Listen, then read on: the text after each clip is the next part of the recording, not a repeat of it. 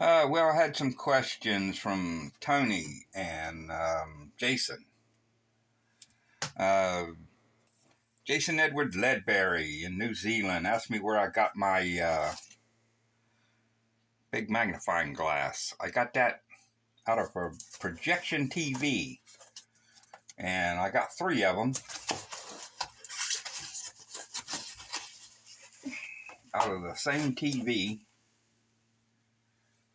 And I sent one to Nathan here a couple years back. And you remember them big box TVs? They had they was like 4 foot wide by 4 foot tall by 2 foot thick. They were, they sent a projection up to the screen, and they came through these lenses to project the picture real big. It's like a 4 foot projection screen, and they were popular back in the 90s and the early 2000s. Well, that's where they came out of. I got 3 of them out of there. I got 3 littler ones, 3-inch. These are 4-inch. I forget what size they are in millimeter. I wish I could remember that. I think it's, I don't even want to say because I can't remember. Anyhow, that's where I got them out of, one of them big projection TVs. Tony, you was asking about how to convert that P.M.A. making electricity. Well, you can hook it up to a windmill or a water wheel or even a bicycle. And I was turning it with a drill there the other day, just to get it to spin. But as long as it spins, it's going to make power. And that goes into like a 12-volt battery. It could be a car battery, or it could be one of these rechargeable lithium-ion batteries, which you can charge multiple times. And then you hook up an inverter. This is a 1,000-watt inverter. And these inverters come in 2,000, 3,000, 8,000, 10,000 watts. You can get them in any watt capacity you want. This one just happens to be 1,000 watts. And you hook this up to the battery. Here's your red and black positive and negative cable.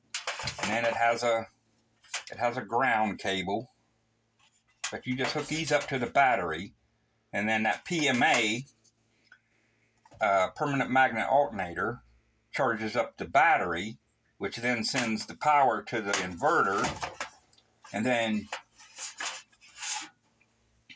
there's your outlets, regular plug-in outlets. I could plug my drill into this, or a blender, or mixer, or anything that that would 1,000 watts would run. But like I say, if this was a 3,000 watt or an 8,000 watt, I could run refrigerators, TVs, anything up to the 8,000 watts or up to the 10,000 watts.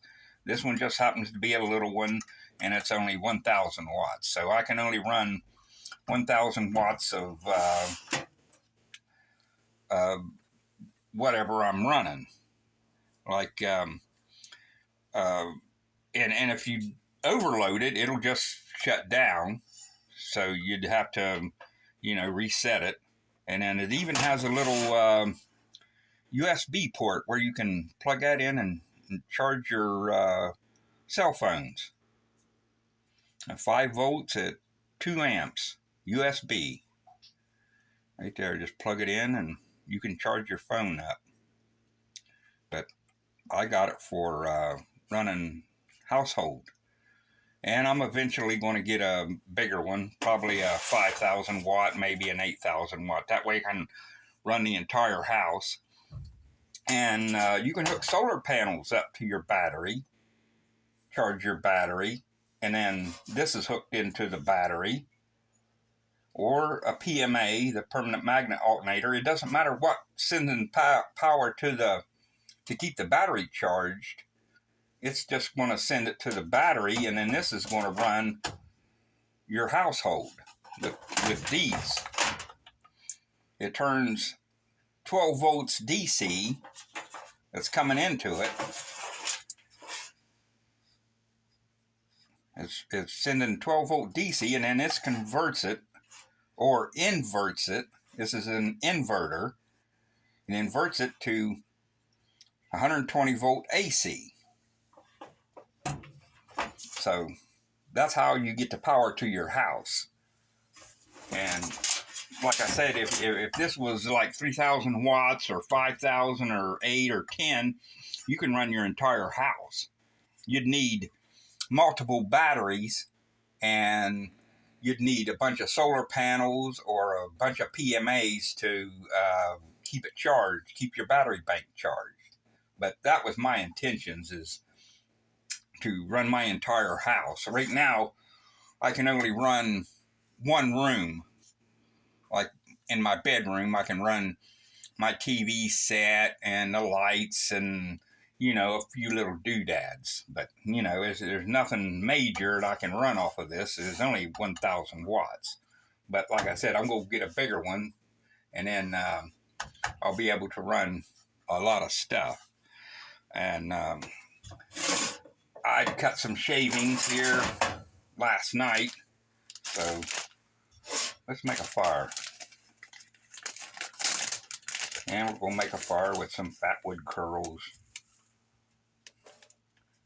and a Nathan4071 Ferrocerium Rod.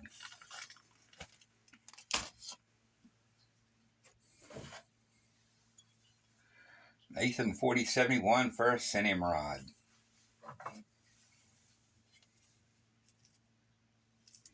Now I like to stick my ferrocerium rod right in the stuff. I hold it straight up and down, so you don't, if you go like this and you miss, you just scrape all your stuff away. This way, all the spark comes straight down to the pile, and you usually get a ignition in the first or second strike.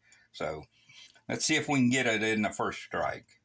And I'm gonna really dig into it. There we go. One and done.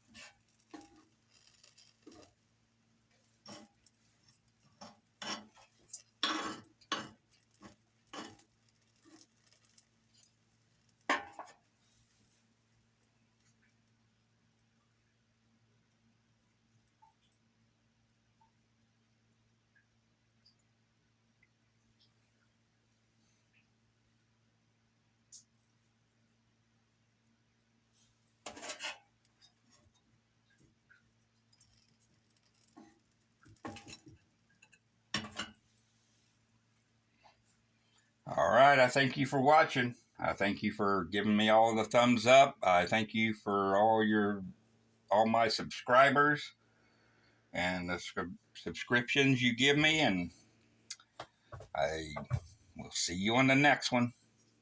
Thanks for watching.